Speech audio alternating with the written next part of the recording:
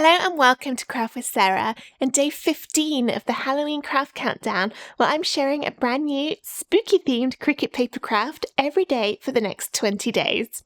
Today's project is this gorgeous forest highway shadow box.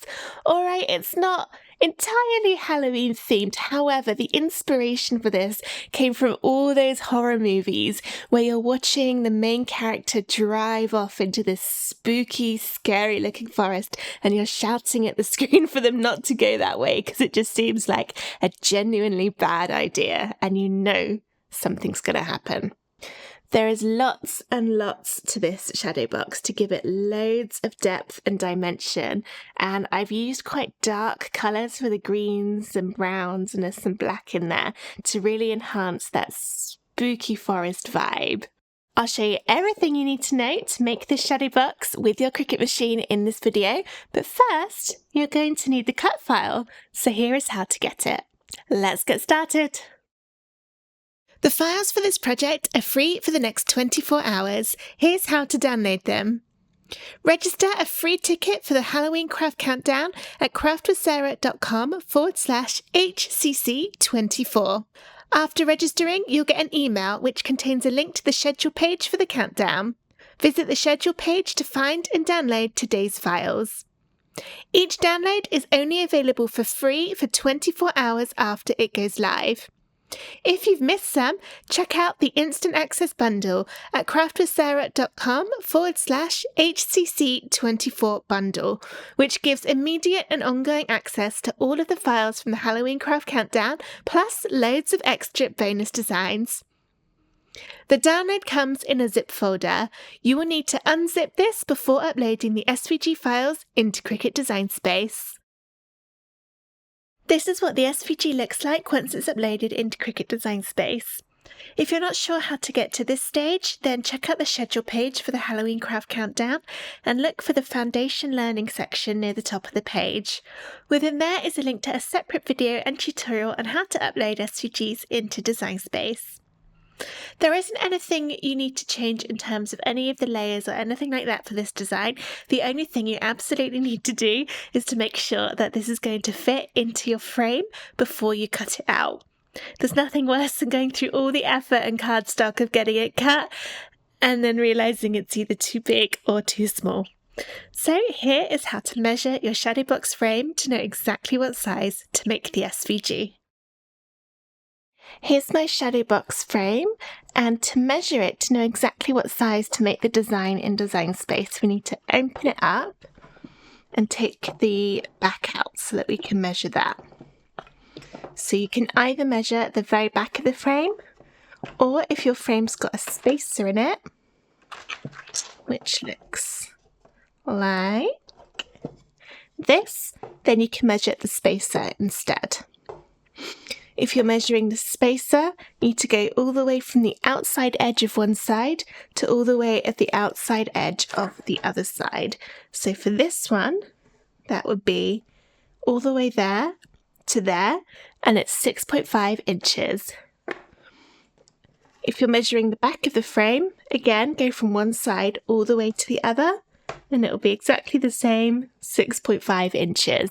So that's the size I need to make the design in Cricut Design Space. My frame size is 6.5 inches, so I can click on the design, make sure the width and the height box is closed, and then you can click that padlock if it is open to close it. Then I can type 6.5 in there, press enter on my keyboard, and the height has changed in proportion. It's slightly off, but you're really not going to notice 0.001 of an inch. If you are really worried about it, you can take the padlock to unlock it and just take that little one off the end. But as you can see, that didn't even change how it looked at all. And now this is ready to cut out. There are lots of similar colours in this design, so pay attention when you're loading your cardstock into the machine to make sure you're getting the right colours in the right order. Let's just click make and see how it looks. This separates out all of the colours, and then you can change the drop down to update the paper size. And you will need to do that for every single colour. As you can see, there's quite a lot to this shadow box design, but it's totally worth it to build up that beautifully spooky scene. So go ahead, get everything cut out from your card, and then I'll show you how to stick together all the layers in the correct order to make the final paper craft. Here are all of the layers of my shadow box cut out from cardstock, and I've laid them one on top of the other, following the assembly guide that's included in your download folder to check that I'm happy with all the colours and I haven't missed anything. We'll be sticking this together with a combination of glue and foam squares. The glue I'll be using is Barely Art Glue, which I got on Amazon here in the UK, but another glue that I like is called Kalal. The reason I like these two glues is that they don't bend or wrinkle the card like some other glues can do. The foam squares I'm using are from Dot and Dab, but any will do. These ones are a little bit larger than the ones I normally use, so I might need to cut some of them smaller with scissors, but generally I find for shadow boxes, ones that are a little bit bigger do tend to work a little easier. It just means there's less to stick on. Alright, so we want to start at the bottom and then work our way upwards. So let's move these apart until I've got the very bottom layer, and then the trees to go on top. We'll start things off with a foam square layer, so turn that upside down and then I'll add my foam. When adding foam squares to the backs of these layers, as well as putting some pieces around the edge, you also want to make sure you put some in the middle, and that's so that the cardstock doesn't bend downwards where there's nothing to support it. By adding some foam squares in the middle pieces, you'll get a nice, even, straight 3D effect, and it'll look much better than if you'd have just gone around the edge. And for that same reason, I'm not just putting one foam square in every corner and just leaving it like that. I'm also making sure there's a good amount around all of the sides and everywhere in that design. Just make sure you don't put any over any gaps, otherwise you'll be able to see those when you turn it around and stick it together. Now that I've added my foam squares, I can peel the tops off to reveal the stickiness underneath.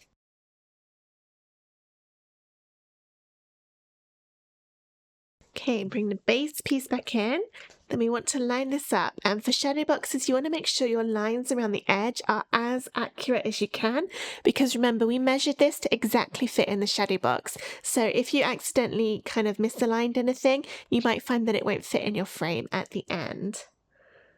So I'm going to very carefully line that up. Gently drop it down so that if I did need to move it, I can pick it up and move it, and it hasn't stuck yet, but that's looking good, so I will push down to seal.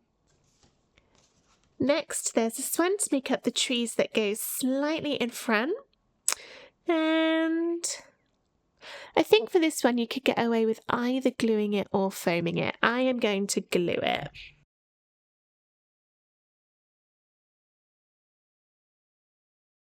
There's that one. Okay. Next is this piece, and we'll go back to the foam squares.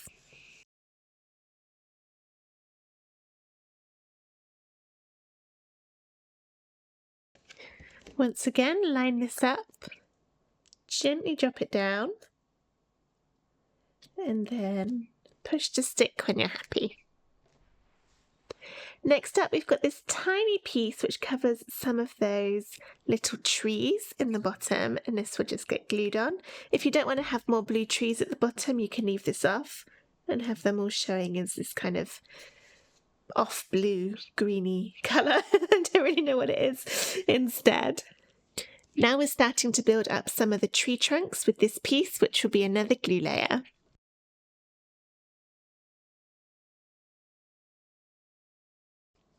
Now we're getting those trees popping out, so I think that means a foam square layer would work best.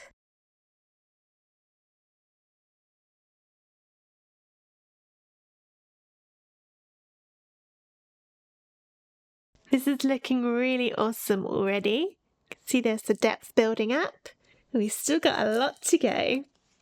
Next up is this brown layer for the tree trunks, which will be glued on.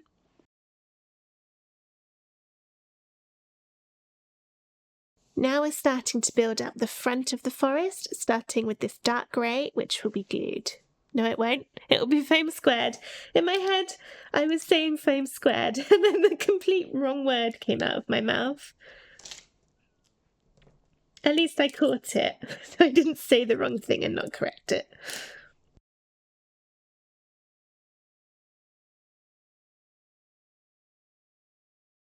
Next up is this layer, which will be glued.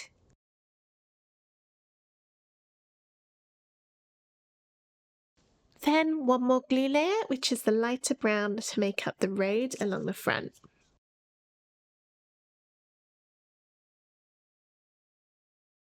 We've got one more glue layer before we start using the foam squares again. This time it's the green to make up some of the embankments near the back of the road.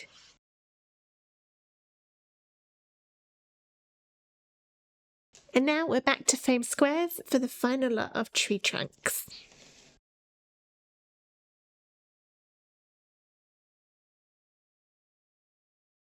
I've got this ready to stick, but before I do that, just glue on the little yellow lines that are going to go to look like the lines in the middle of the road. You can leave this off if you'd prefer it to look more like a footpath than a drivable road, so that's completely up to you on that one. But I will add these in. I think it helps a little bit to give the design some perspective, but it works equally well without it. I didn't do a very neat job of that, but never mind. And then the tree trunks on top.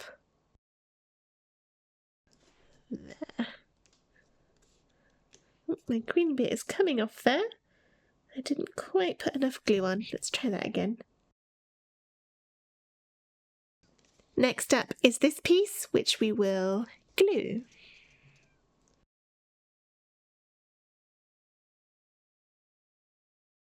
And now we've got the two bits that make up the final frame. So these ones, it's kind of up to you for this one, if you want to glue it or foam it. I think I'll foam it just so it looks a little bit more that you are sort of looking down the frame to see the scene inside.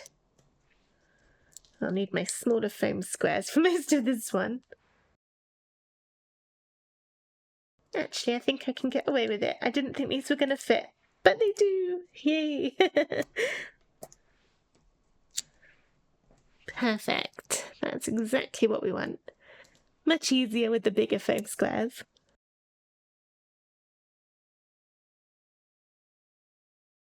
And then the final decorative layer to be glued on top.